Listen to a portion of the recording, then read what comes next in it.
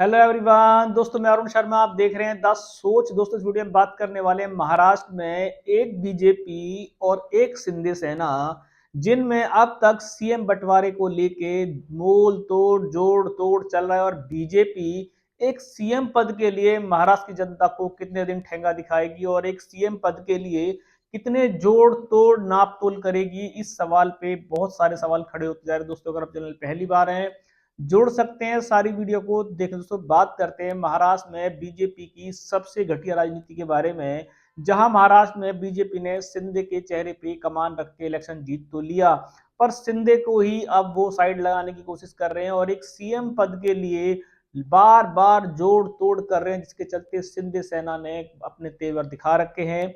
BJP की किसी की बात से सुनने को तैयार नहीं है, पर सरकार का गठन होना है, क्योंकि 5 तारीख की डेट बीजेपी ने मार्केट में डाल दी है और मीडिया गलियारों में चर्चा है। सेना का कमांडर अब तक उनसे नियुक्त नहीं हुआ कि सेना का मुखिया कौन होगा, पर उन्होंने 5 तारीख का घोषणा पत्र जारी कर दिया कि उस दिन सीएम पद की कमान ले ली जाएगी।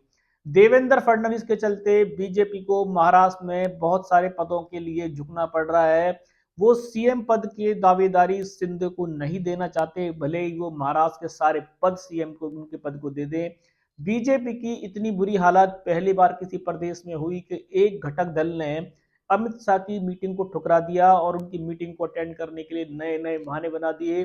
देवेंद्र फडणवीस पर बीजेपी की सुई आंखें अटक गई है।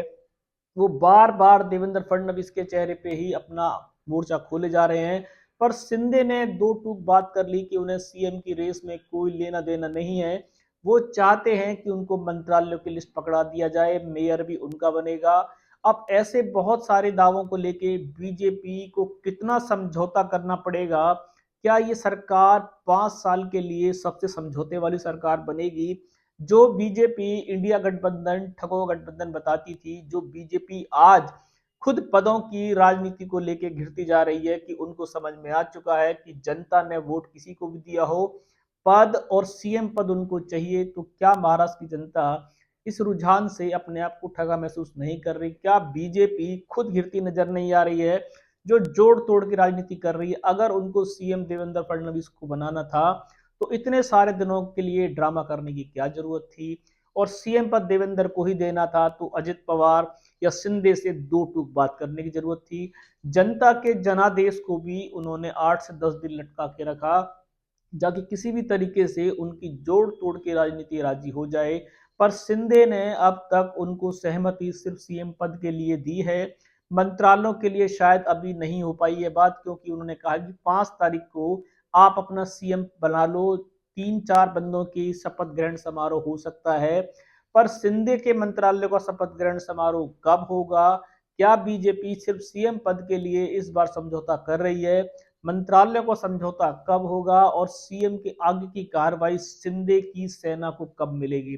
दोस्तों, महाराष्ट्र में बीजेपी इस बार सीएम पद के लिए अनेक दावे भर रही थी और उसको इस सीएम पद के लिए इतना समझौता करना पड़ रहा है कि शायद वो 5 तारीख को सीएम के साथ 2-3 छुटपुट मंत्रियों को पद दे सकती है। पर शिंदे की सेना ने अब तक आगे की सहमति नहीं बताई है और अब देखते हैं कि बीजेपी की राहें कैसे आसान होंगी। इलेक्शन तो जीतना उनके लिए कीड़ी खीर नहीं था, पर 5 साल सरकार चलाना बीजेपी के लिए शायद मुश्किलों से बवालों से भरा है।